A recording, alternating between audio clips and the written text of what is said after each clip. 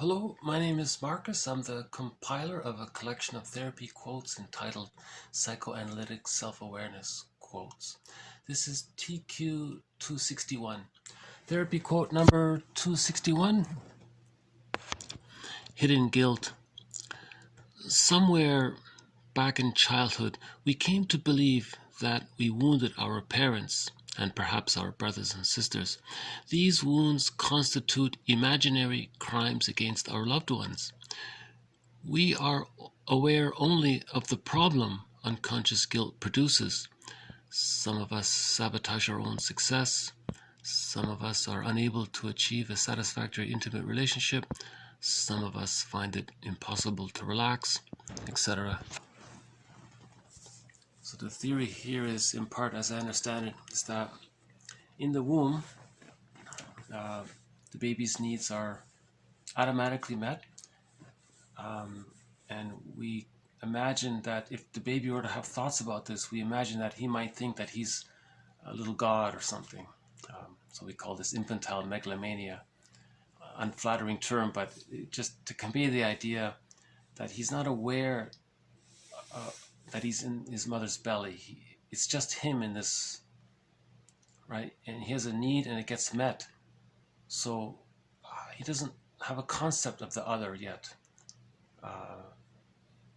There's no differentiation between himself and his mother, the theory is.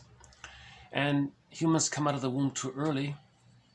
And there's this extended womb from birth to 6 months called the stage of symbiosis, like a psychic womb, also called the stage of undifferentiation. So similar to before, the baby doesn't know where he ends and his mother begins. But towards the end of the 6th month, he starts to see that there's a separation, maybe a little earlier. But the theory is, for the most part, that infantile megalomania is still there in the theory. That's sometimes called magical thinking. He has a need and it's met.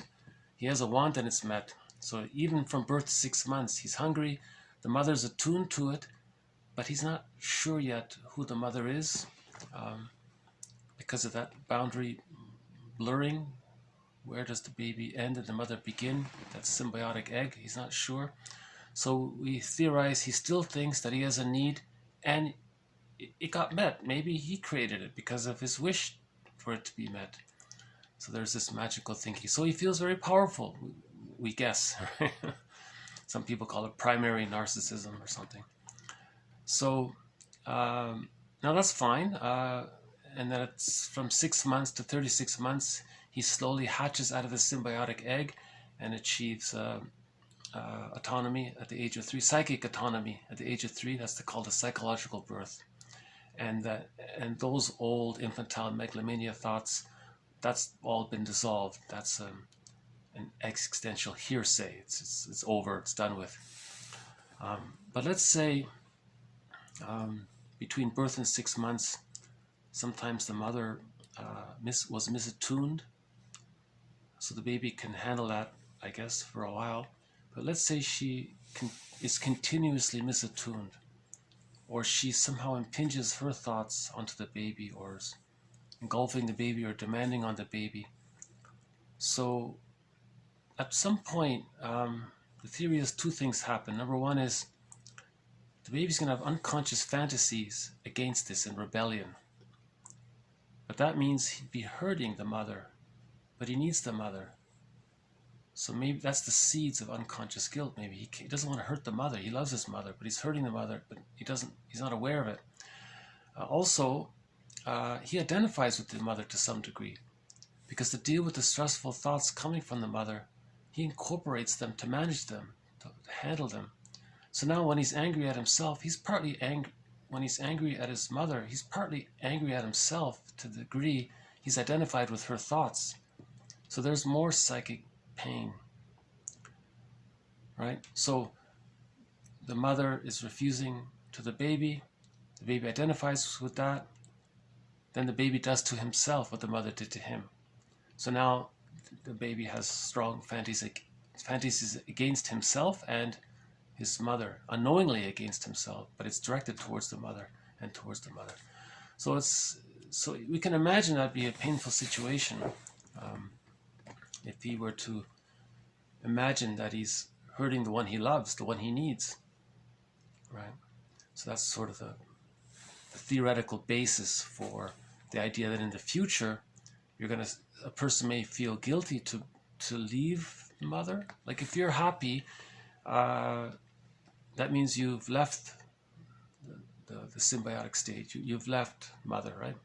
You've left. If you can relax and enjoy life, and you're autonomous, and you have your own thoughts.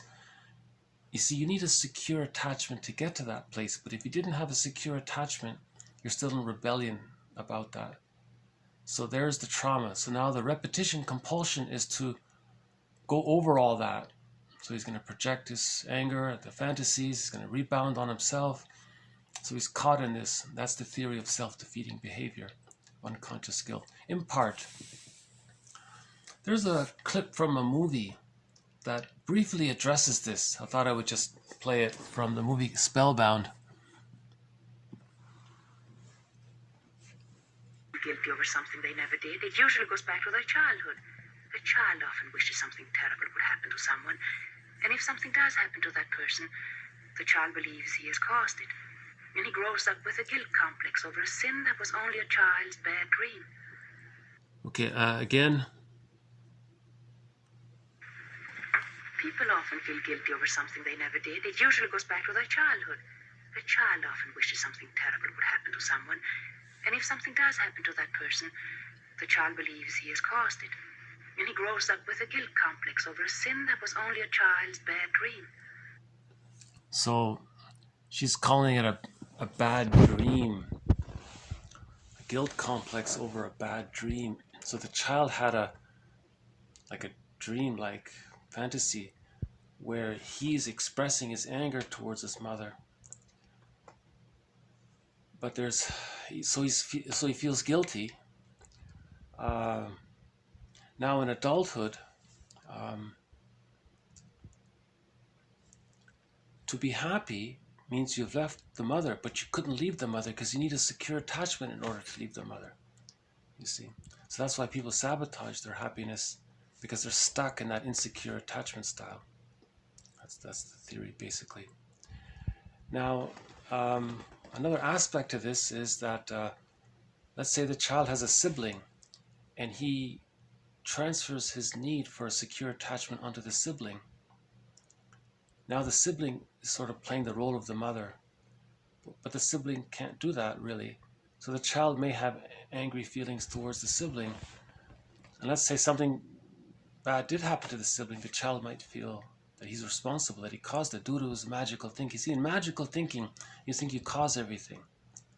In the womb, the baby had a need, wish. He thinks he created it. He's the God, right? Gods think they create everything. It's all about them, whatever they, something like that.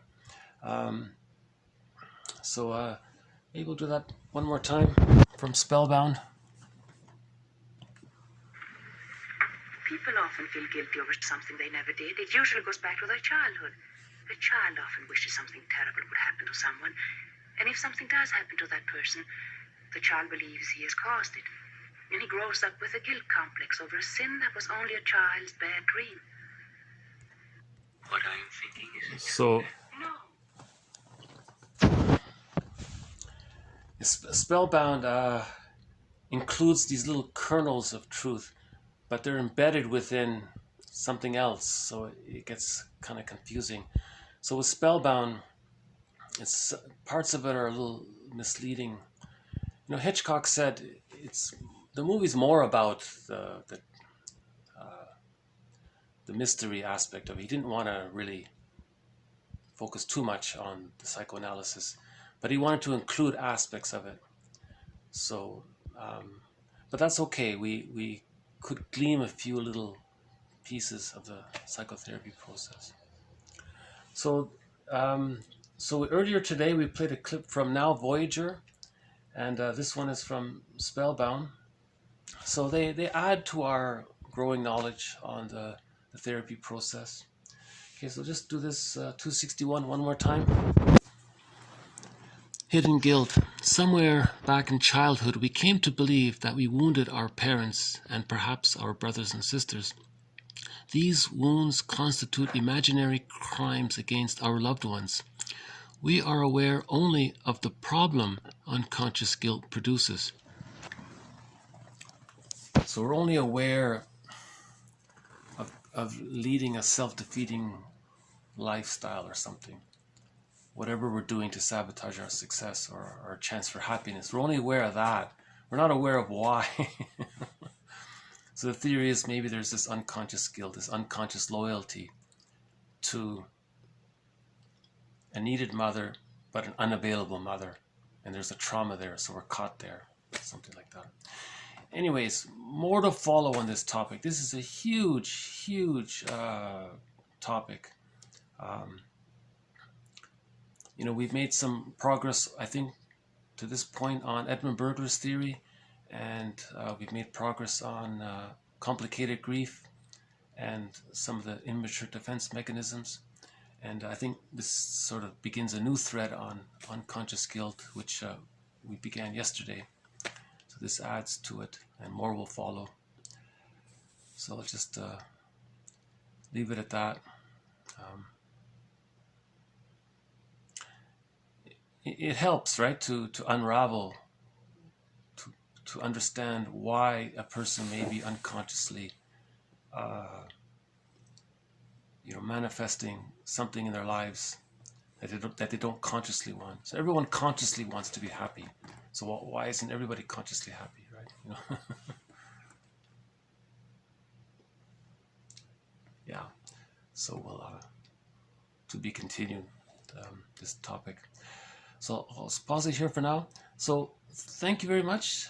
This has been TQ261 with an added quote from the movie Spellbound. More to follow. Thank you. Bye for now.